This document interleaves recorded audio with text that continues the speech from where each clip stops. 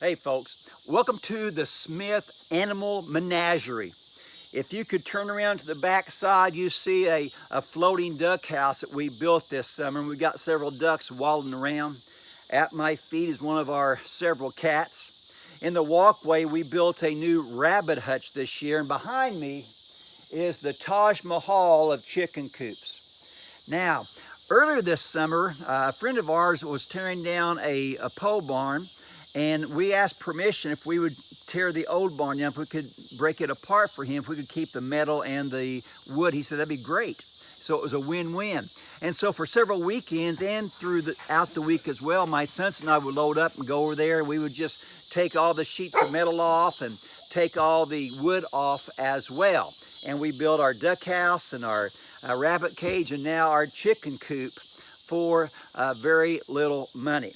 Now you might ask, why do you bring that up?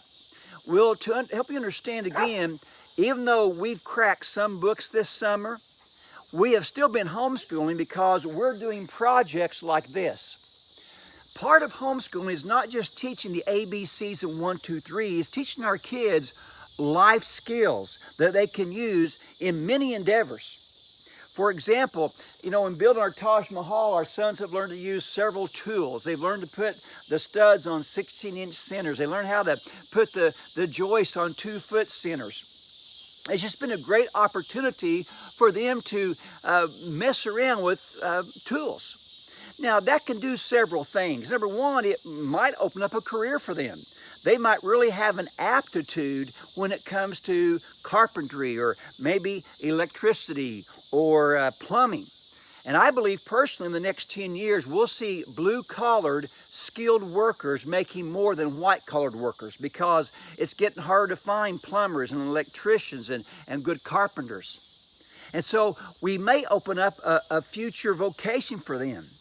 But even if that's not the case, we can help them learn how to use their hands to do the DIY projects around the house. Do you understand?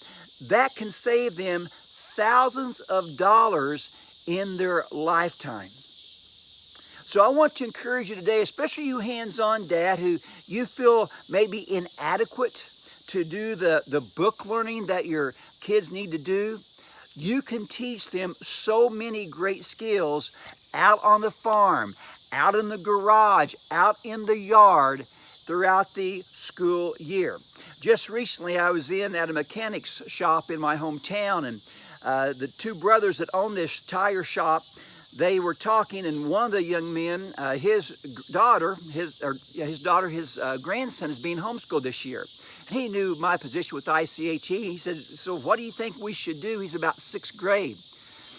And I shared several things, but I said probably one of the best things for him to do would come here one day a week.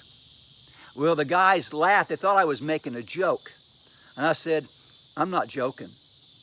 And so I got pretty serious pretty quick. And I said, you understand, if they come here, they'll learn to think, talk, act, and work like men. They'll not only learn different mechanic skills, how to change brakes, how to change oil, how to put new tires on and rotate and such. They'll learn how you interact with the public. They'll watch how you deal with frustrations. You have to do problem solving. If there's an issue with a customer, they'll get to watch you do conflict resolution. And those things are the stuff that homeschooling is made of. Yes, again, we love the academics. They are needful. But my friends, there's so many more important things to teach our kids in addition to the book work. And that is where homeschooling shines. So I encourage you throughout this fall season, find some lumber, find an old engine laying around. Just let your kids take it apart.